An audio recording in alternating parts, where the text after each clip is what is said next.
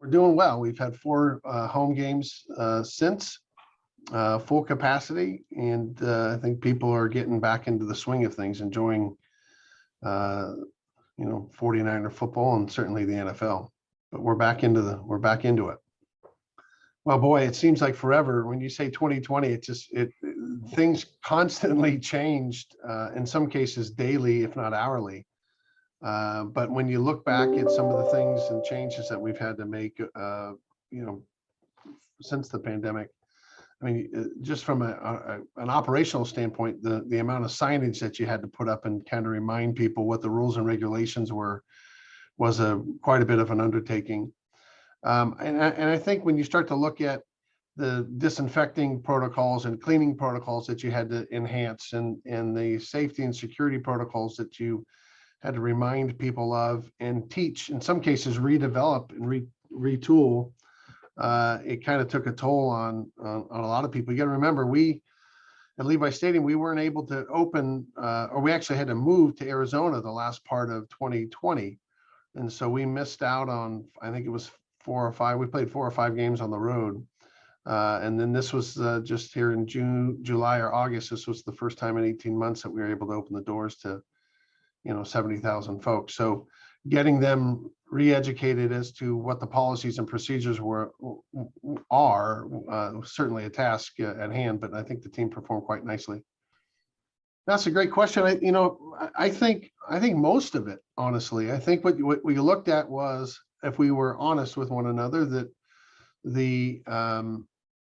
your cleaning procedures, your disinfecting procedures, that'll be definitely something that will stay with us for quite some time.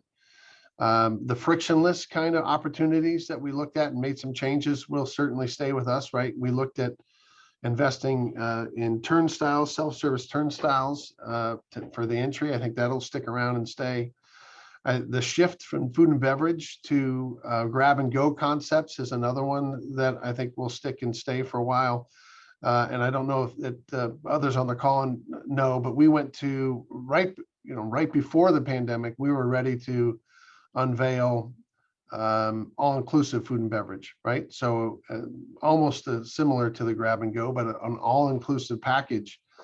So we didn't get to unveil that when we wanted to in 19, but we ended up doing that now. And that's been a lot of challenges, and we're certainly getting better each day at it. But that was another one that I think will be something that many teams and stadiums or venues will start to probably do after we perfect it, I hope. That's a great question. I would say different impacts.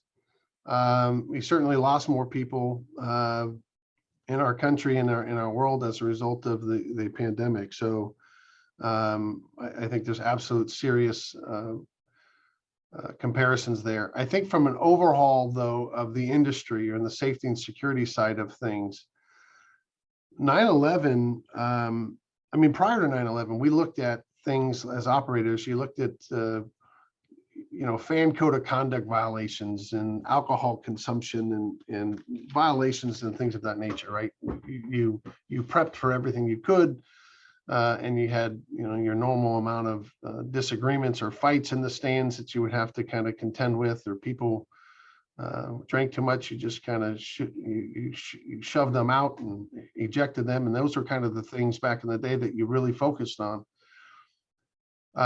9/11 taught us that, hey, we've got some other bigger potential concerns of people actually wanting to actually come to your venue to cause harm, or worse, death in some cases, right? And so it really had to overhaul all of the systems, and that's when you went from screening to magnetometers and handheld devices and pat downs and that whole transitional kind of phase in the security piece.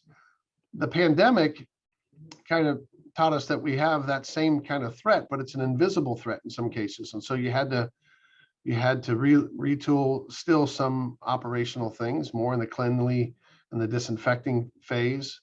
Again, strategies and policies and procedures that were ever changing. They didn't quickly change and develop like that after 9/11. I mean, it was pretty strategic and quick, and the changes you made were sticking. the pandemic, you had to pivot a lot more because we were learning more and more and more about the disease, and having to, um, counter it with the policies and procedures that and the governing agencies that were changing throughout the time. So both very, very distinct impacts on our industry. Hard to determine which one was worse, candidly, but I would argue with the amount of people that have died because of the COVID-19, that would probably be the one that I would choose.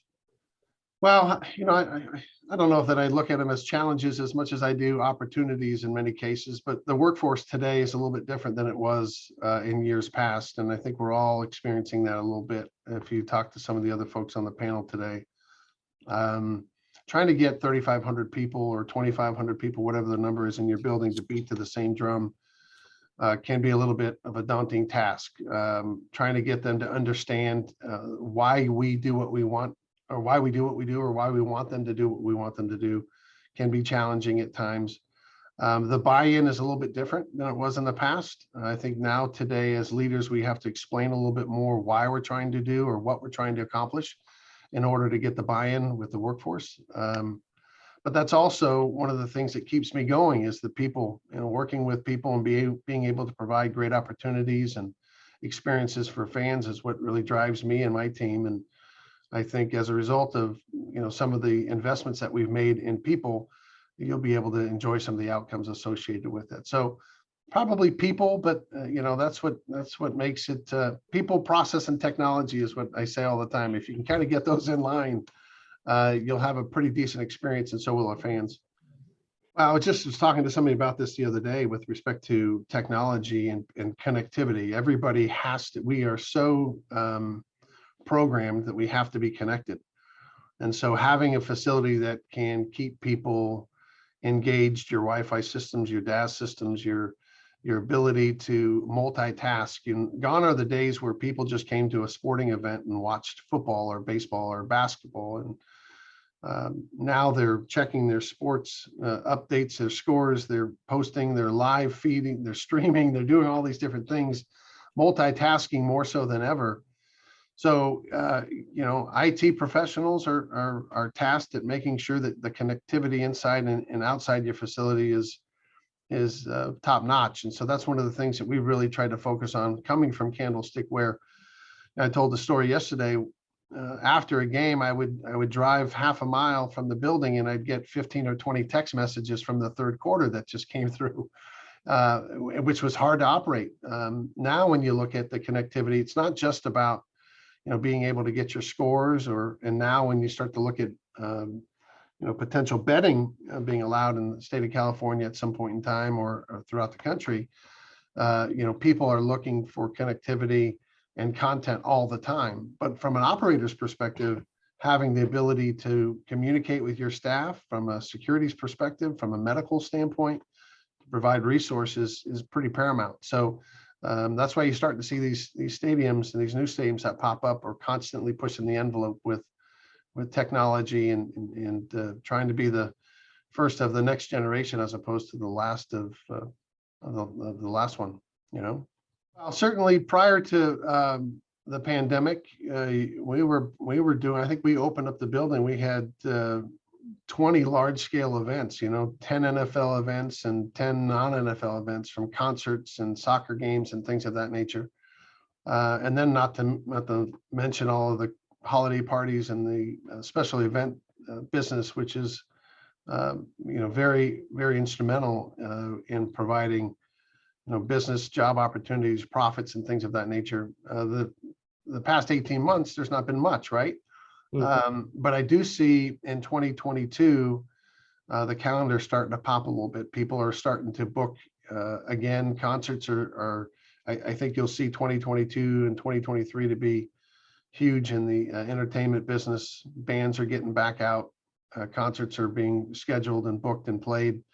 I think the private and catering business will be right along with that in the mid 2022 into 23. I think it's going to be a great year. But yeah, hundreds of events. I think we were at the time kind of compared to a mid-sized convention center when you look at all the different spaces that we could utilize here at Levi Stadium to book different types of events, not just large scale, full stadium events, but catered events and special events in and around the building.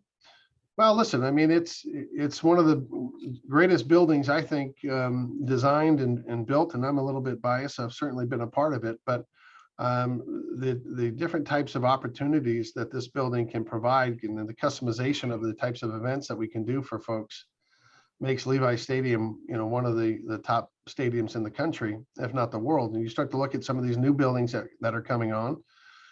We're hopeful that those new stadiums, and they all visited our place before they built ours, and we did that to the predecessors before us in the stadiums that were built prior to us. And you constantly make improvements along the way. But just because you're the newer building in the showcase, so to speak, it doesn't mean that the one that was built 2 years ago, 5 years ago, or 10 years ago can't keep pace. And I think that's one of the things that we did with Levi's, that we future-proofed it as best we could. And we continue to do that. We continue to invest in this building and making it one of the best buildings there is in the country. Well, I'm always a believer of maintaining the building, right? If you walk into Levi Stadium today, it's clean, it's well maintained. We invest in it, and I think that's one of the things that keeps us. That's one of the lessons we learn. I mean, at Candlestick Park back in the day, we were holding that building together with bubblegum and baling wire, is what we used to talk about. And it was then and there we realized that the amount of capital improvements that you make to the building is important. To have a plan, to have a CapEx plan that lasts more than a year, that goes out the years throughout the lifespan of the building, will only maintain the building and it'll keep it in the condition that you want to keep it in. And so I think when you have that mindset and you have that dedication and those finances set aside for that, you're putting yourself and your building in a much better position. I mean, no different than what you're experiencing with the 21-year-old building that you're referring to. You have to invest in it.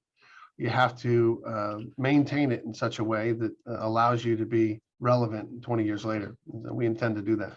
Well, listen, I mean, I'm born and raised, born in San Francisco, raised in a small town called Pacifica, and it was 10 or 15 minutes away from me. So, I guess there could be some biases. Some people think it would be great if we built that in San Francisco, but there's reasons for why that didn't take place, and we're proud of what we've been able to do here and accomplish in Santa Clara, and we'll continue to do that.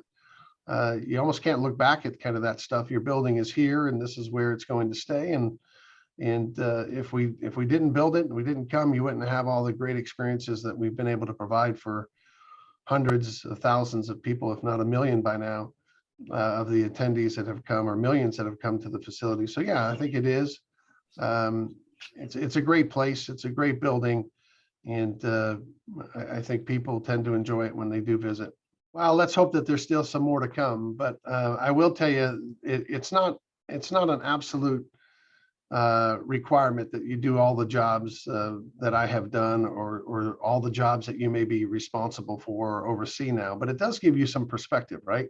And so I like to say, when I was working as a ball boy or a net guy or a water boy or in the locker room picking up jocks and socks, it gave me a perspective of a whole bunch of things for when I started to move up, not to forget where you came from, and to remember that a number of people, in this case 25 or 3,500 employees on game day, it pays to remember where you came from. It pays to understand what it felt like to be on a post when it's 95 degrees out, or when it's 42 and raining.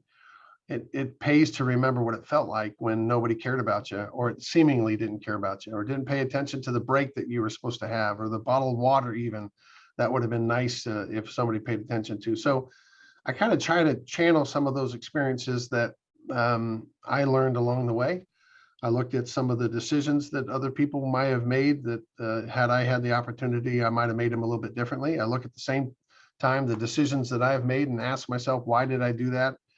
Would I do that differently because of the information that I have today? So I really try to look at all the different experiences on my life, but one of them that really does ring true to me is take care of your people, and they'll take care of you. And I think that's probably one of the biggest lessons that I've learned. And then maybe not, don't forget that not everybody works at the same pace. I used to, at one point in time, got accused of expecting too much out of people because, maybe because I cared too much, I expected everybody to care to the same level that I do.